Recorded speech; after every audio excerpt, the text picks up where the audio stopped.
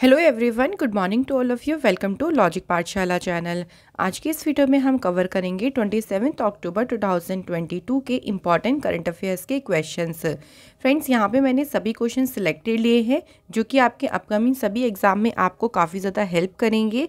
और इस वीडियो का जो PDF होगा वो आप लोगों को टेलीग्राम चैनल पर मिल जाएगा, जिसका कि लिंक आपको दिया गया है डिस्क्रिप्शन बॉक्स में। तो चलिए फिर इम्पॉर्टेंट सेशन को शुरू करते हैं मोटिवेशन कोट से। Success is the sum of small efforts repeated day in and day out। तो देखिए, सक्सेस जो होती है ना, वो आपके छोटे छोटे एफर्ट्स होते हैं जो आप रिपीट करते हैं डे बाय डे। तो आपको क्या करना है, हर एक दिन काम करना है। ऐसा नहीं है कि आपको क्विट कर देना है या किसी काम को छोड़ने से हमें सक्सेस मिल जाएगी। नहीं, आपको अपने काम को लगातार करना है, चाहे आप उसे छोटे छोटे स्टेप्स में ही क्यों ना करें, लेकिन आपको आगे बढ़ना है। जब आप आगे बढ़ेंगे, डेली बेसिस पे कुछ ना कुछ आप सीखेंगे, तो ज़रूर आपको जो है वो सक्सेस मिलेगी ही मिलेगी। तो चलिए फ्रेंड्स, अब इम्पॉर्टेंट क्वेश्चन से शुरू करते हैं। पहला क्वेश्चन है, देखिए हमारा, which of the following country will host the 91st Interpol general assembly in 2023। पूछा गया है कि निम्नलिखित में से कौन सा देश है कि जो कि 2023 में 91वीं इंटरपोल महासभा की मेजबानी करेगा। तो कौन सा देश करेगा? ऑस्ट्रिया करेगा, और वियना में जो है इसका आयोजन किया जाएगा। अच्छा फ्रेंड्स, ये तो बात होगी 2023 की, लेकिन अगर हम 2022 की बात करते हैं तो कहाँ पर हुआ है इंटरपोल की जो जनरल असेंबली हुई है? वो आपको याद रखना का इंडिया में हुई है। और इंडिया में भी कहाँ पे हुई? न्यू दिल्ली में हुई, इसका आयोजन किया गया। और ये इंटरपोल की जो जनरल असेंबली थी, इसका 90th नंबर का सेशन हुआ था। तो ये हमें याद रखना है। और अगला सेशन जो होने वाला है वो 2023 में होगा, जो कि होगा कहाँ पे? ऑस्ट्रिया में आयोजन किया जाएगा। General assembly in Interpol's supreme governing body and meets once a year to take key decisions related to its functioning. तो एक साल में एक बार बैठक करते हैं, और जो भी इम्पॉर्टेंट डिसीजंस होते हैं जो उनके फंक्शनिंग से रिलेटेड है, वो सारे डिसीजन जो हैं वो इस बैठक में, कह लीजिए जनरल असेंबली जो होती है, इसमें लिए जाते हैं। अगले क्वेश्चन की तरफ बढ़ते हैं। Who among the following has become the first Asian American to appear on US currency in October 2022। तो इनमें से कौन अक्टूबर में अमेरिकी मुद्रा पर प्रदर्शित होने वाले पहले एशियाई अमेरिकी बन गए हैं? सही आंसर क्या हो जाएगा? देखिए, एना मे वोंग। तो एना मे वोंग एक लेजेंडरी हॉलीवुड स्टार रही, और ये US करेंसी पर अपीयर होने वाली पहली एशियन अमेरिकन बनी है। ये याद रखिएगा फ्रेंड्स, इंपॉर्टेंट क्वेश्चन बन सकता है। तो जो वोंग है, उनकी इमेज जो है उसको इम्प्रिंट किया गया है क्वार्टर डॉलर्स पे। जो quarter dollars as a part of the American women's quarter program, इस प्रोग्राम के तहत जो क्वार्टर डॉलर है उस पे उनको उनका जो आप कह लीजिए चित्र है वो अंकित किया है, जो कि हाईलाइट करता है फीमेल पायनियर्स ऑन कॉइन्स के सिक्कों पर जो महिला अग्रदूत रही हैं उनको उजागर करती है उनकी ये image. Recognized as Hollywood's first Asian American movie star, she acted in over 60 films across a decades-long career। भी अपना जो उनका लंबा करियर चला, उसमें उन्होंने 60 से भी ज़्यादा फिल्मों में जो है एक्टिंग की है। तो बहुत ही फेमस हॉलीवुड स्टार रही, और US करेंसी पर अपीयर होने वाली ये पहली एशियन अमेरिकन बनी है। अब कुछ हम एशियन अमेरिकन जो पर्सनालिटीज़ हैं उनके बारे में अगर हम बात करें, तो कल्पना चावला, इनके बारे में सभी ने सुना होगा। First women of Asian origin जो कि स्पेस में गई।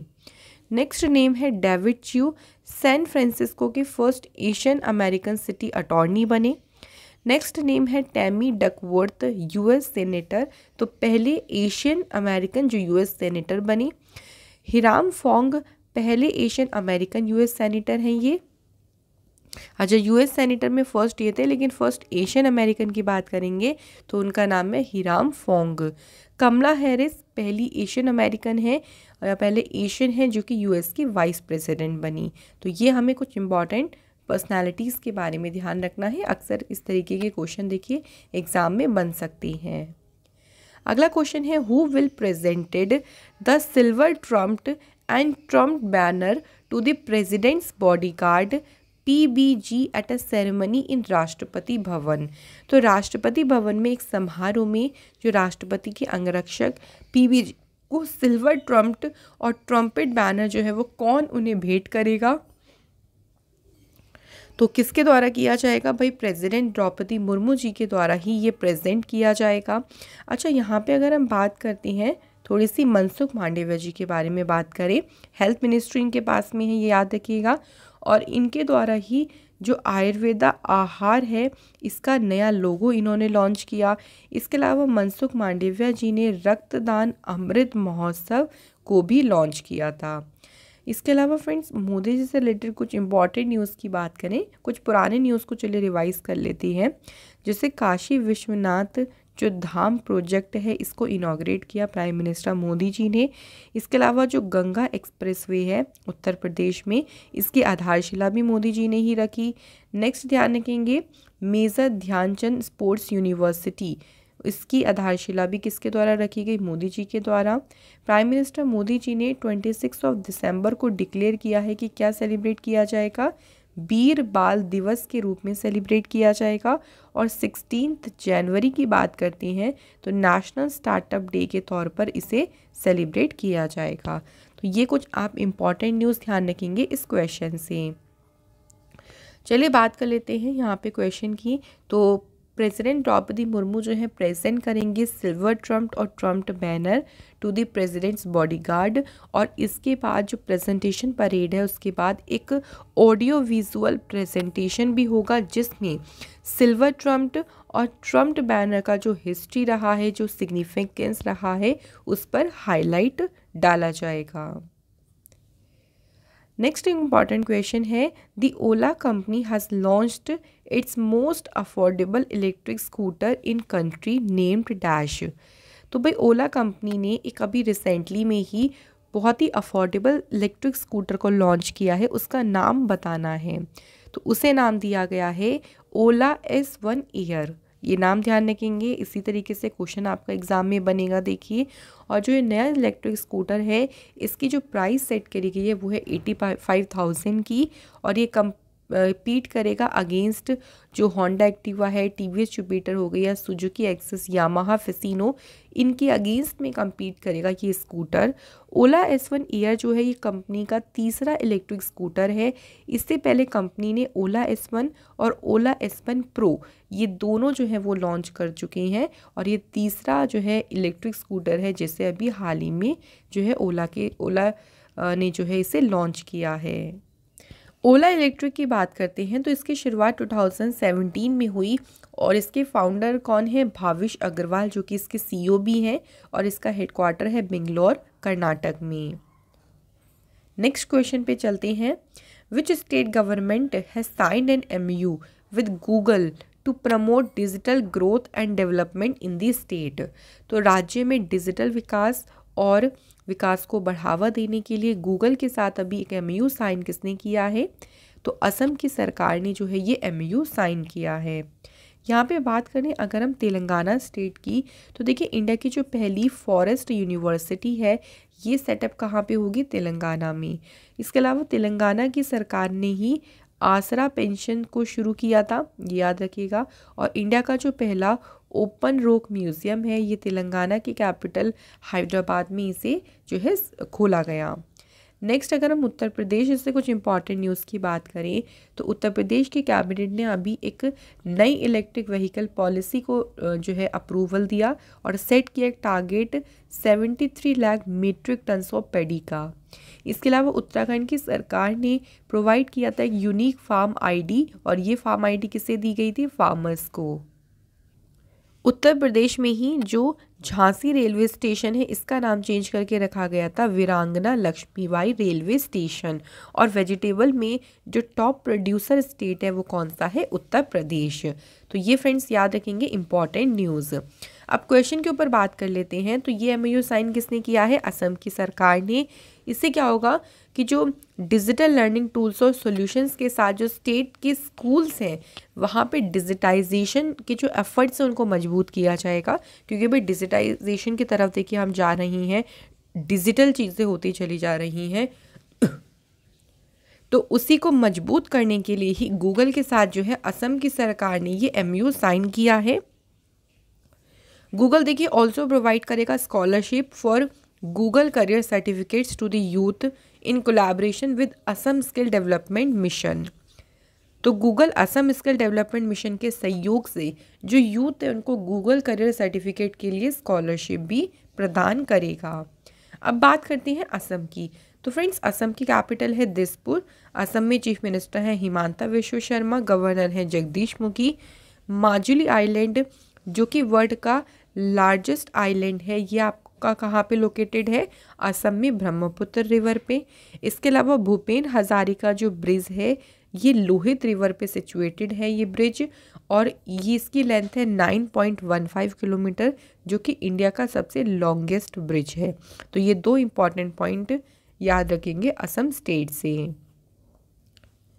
नेक्स्ट क्वेश्चन है, विच state government has launched the anti fire cracker campaign, और इस कैंपेन को नाम दिया है दिया जलाओ पटाखे नहीं।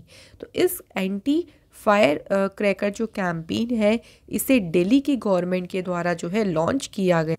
अब देखिए नाम से ही हम समझ ही गए कि किस चीज़ के लिए है, कि दिवाली में भाई पोल्यूशन फ्री फेस्टिवल अच्छे से सेलिब्रेट हो सके, उसी को प्रमोट करने के लिए ही इस कैंपेन को दिल्ली सरकार ने जो है शुरू किया था।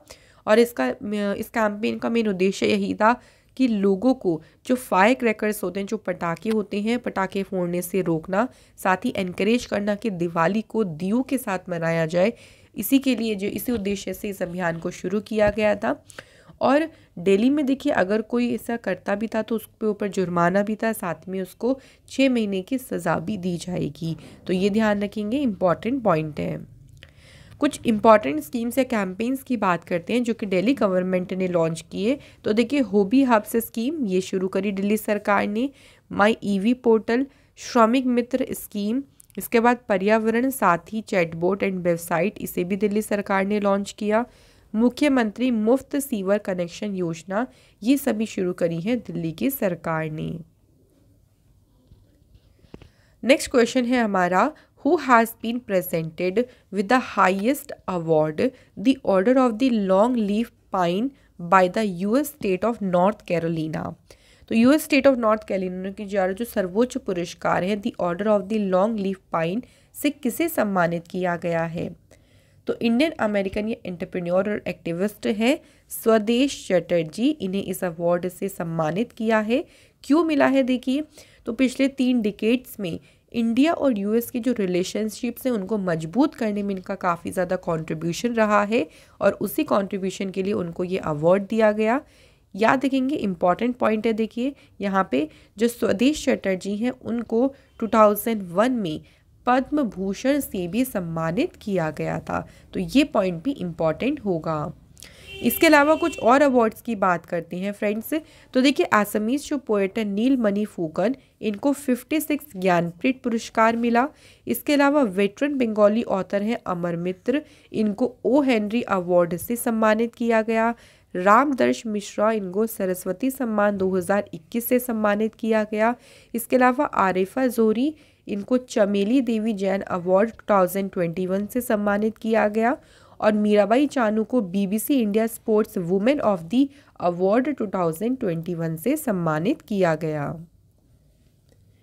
नेक्स्ट क्वेश्चन पे बढ़ते हैं, which film won the best international film award at the 50th anniversary Saturn award, जो कि कहाँ पे हुए? लॉस एंजलिस में।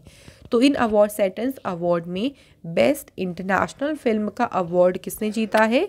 तो ये जीता है RRR मूवी ने, याद रखिएगा। और ये जो अवार्ड्स हैं ये अवार्ड्स जेनर फिक्शन फिल्म्स को दिए जाने पुरस्कारों को ऑस्कर की दौड़ में जो है इसको पहला पड़ाव जो है माना जाता है। ये जो अवार्ड्स हैं प्रेजेंट किए जाते हैं अकेडमी और science fiction, fantasy and horror films के द्वारा, और साइंस फिक्शन, फैंटेसी, हॉरर और अदर कैटेगरीज में जो है ये अवार्ड दिए जाते हैं। नेक्स्ट क्वेश्चन देखिए, who has been appointed as the acting chairperson of the competition commission of India. तो CCI में अभी कार्यवाहक अध्यक्ष के रूप में किसे नियुक्त किया गया है? सही आंसर हो जाएगा संगीता वर्मा जी को अपॉइंट किया गया है। और संगीता वर्मा ध्यान रखेंगे 3 महीने के लिए जो है एक्टिंग चेयरपर्सन पद पे काम करेंगी और इन्होंने सक्सीड किया है अशोक कुमार गुप्ता को, जिनका जो कि सेवानिवृत्त हो गए थे 25 अक्टूबर को। तो 3 महीने के लिए रहेंगी संगीता वर्मा। CCI की बात करते हैं, इसकी स्थापना 14 अक्टूबर 2003 को हुई। हेडक्वार्टर जो है इसका न्यू दिल्ली में है। रिसेंट के अपॉइंटमेंट्स की बात करते हैं कुछ और, तो देखिए chairman of association of mutual funds in India, तो म्यूचुअल फंड्स ऑफ इंडिया जो एसोसिएशन है इसके चेयरमैन बने A Balasubramanian. International astronautical federation के वाइस प्रेसिडेंट बने हैं doctor Anil Kumar. Gas authority of India limited के चेयरमैन और MD बने हैं Sandeep Kumar Gupta. Advertising standards council of India के चेयरमैन बने हैं NS राजन। अगला इंपॉर्टेंट क्वेश्चन है, who has been designated as a principal scientist of the Aditya L1 mission of ISRO. तो जो इसरो का आदित्य L1 मिशन है ये एक सोलर मिशन है, ध्यान रखेंगे, और इसके प्रधान वैज्ञानिक के रूप में किसे नामित किया गया है? तो इनाम क्या है इनका? शंकर सुब्रमण्यम के को जो है वो इनका नाम जो है इस मिशन के लिए नामित किया गया है एज अ प्रिंसिपल साइंटिस्ट के रूप में। आदित्य L1 की बात करें तो ये पहला observatory class space based solar mission है भारत का, और जो शंकरा सुब्रमण्यम है ये सीनियर सोलर साइंटिस्ट है UR Rao satellite centre Bengaluru में, और इन्हीं का नाम जो है प्रिंसिपल साइंटिस्ट के लिए नामित किया गया है। इसरो की बात करते हैं फ्रेंड्स, तो 15 अगस्त 1969 को इसकी स्थापना हुई है। हेडक्वार्टर इसका बेंगलौर में है, और इसके पहले चेयरमैन कौन थे? विक्रम साराभाई जी। इस टाइम करंट में जो चेयरमैन है उनका नाम है S सोमनाथ। आर्यभट्ट जो कि इंडिया की पहली सैटेलाइट थी, इसे 19 अप्रैल 1975 में लॉन्च किया गया था। तो याद रखेंगे इंडिया की पहली सैटेलाइट का नाम क्या है? आर्यभट्ट। नेक्स्ट है, former India cricketer Yuvraj Singh has been appointed as a brand ambassador for the 3rd T20 world cup for the blind. तो ये तीसरा जो T20 वर्ल्ड कप है ये कहाँ पे होगा ये बताना है। तो यहाँ से एक और क्वेश्चन क्या ध्यान रखना है कि युवराज सिंह जो है इसके ब्रांड एम्बेसडर हैं, ये भी याद रखेंगे, और ये कहाँ पे आयोजित होगा? तो तीसरा T20 world cup for the blind इसका आयोजन इस बार होगा इंडिया में। तो इंडिया में देखिए 5 to 17 दिसंबर तक ये जो है चलेगा ये T20 वर्ल्ड कप, और इसमें जो पार्टिसिपेटिंग कंट्रीज होंगी वो है India, Nepal, Bangladesh, Australia, south Africa, Pakistan और श्रीलंका। सबसे पहली बार इसे 2012 में ऑर्गेनाइज किया गया था। इस बार कहाँ पे हो रहा है? इंडिया में इसका आयोजन हो रहा है। फ्रेंड्स, इसी के साथ हमारे करंट अफेयर्स के क्वेश्चंस यहाँ पे होते हैं कंप्लीट। चलिए स्टैटिक जीके में हम आर्टिकल्स कर रहे हैं, इसके ऊपर कुछ और इम्पॉर्टेंट क्वेश्चंस को कवर करते हैं जो कि आपके एग्जाम में पूछे जाते हैं। पहला क्वेश्चन है, article 32 belongs to which part of the Indian constitution. तो आर्टिकल 32 किससे बिलोंग करता है? आपको याद होगा पार्ट 3, और पार्ट 3 हमारा क्या था? Fundamental rights. तो फंडामेंटल राइट्स में आता है हमारा आर्टिकल 32, और इसी में जो है वो 5 टाइप के रिट्स के बारे में बताया गया है। पहली है हैबियस कॉर्पस, क्वे वारंटो, इसके बाद मेंडाबस, सेटोरी और प्रोहिबिशन। आपको ध्यान रखनी है ये 5 रिट्स के बारे में। अगर हम पार्ट 1 की बात करें तो पार्ट 1 का संबंध है यूनियन और इट्स टेरिटरी, उसकी टेरिटरी से। इसके बाद पार्ट 2 की बात करें तो ये सिटीजनशिप की बात करता है। नेक्स्ट पार्ट 3 की बात करते हैं तो फंडामेंटल राइट्स की बात करता है। पार्ट 4 बात करता है director principle of state policy. और फंडामेंटल राइट्स कहाँ से कहाँ तक हैं? देखिए 12 to 35। अगर आप पार्ट 1 की बात करें तो 1 to 4 आर्टिकल आते हैं। सिटीजनशिप में आते हैं 5 to 11 आर्टिकल, और DPSP में 36 से लेके 51 तक के आर्टिकल्स हैं। तो ये आपको एज इट इज़ देखिए ऐसे ही याद रखना है। अगला है the special provisions is article 371G of the constitution of India relate to the state of dash. तो भारत के संविधान में जो आर्टिकल 371G है उसमें विशेष प्रावधान किस राज्य से संबंधित है? तो ये किससे संबंधित है? ये मिज़ोरम से संबंधित है और इसका उद्देश्य है कि जो मिज़ोरम में ट्राइबल हेरिटेज है उसको प्रिजर्व करना। ऐसे ही आर्टिकल 371 का जो बी है ये स्पेशल प्रोविज़न किससे रिलेटेड है? असम से। 371 का जो सी है ये रिलेटेड है फ्रेंड्स मणिपुर से। ये आपको एज इट इज़ ध्यान रखने से मैं आपको सारे बता रही हूँ। 371 का जो एफ है ये रिलेटेड है सिक्किम स्टेट से। इसके बाद 371 का जो एच आर्टिकल है ये अरुणाचल प्रदेश से रिलेटेड है और 371 का जो जी है वो है मिज़ोरम से रिलेटेड। अगला क्वेश्चन है which of the following article is related to freedom to manage religious affairs. धार्मिक मामलों के प्रबंधन की स्वतंत्रता का संबंध किससे है? तो इसका संबंध है आर्टिकल 26 से। ठीक है, तो याद रखेंगे जो फ्रीडम ऑफ रिलीजन आपको बताया गया है जो कि फंडामेंटल राइट है वो आर्टिकल 25 से लेकर 28 तक जो है इसमें हमारा फ्रीडम ऑफ रिलीजन के बारे में वर्णन किया गया। Which article of Indian constitution defines the money bill? Very important.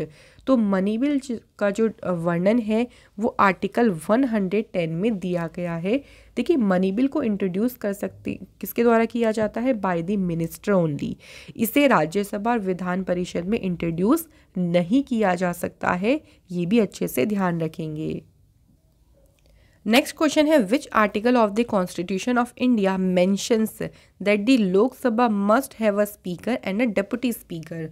कि लोकसभा में एक अध्यक्ष और एक उपाध्यक्ष होना चाहिए।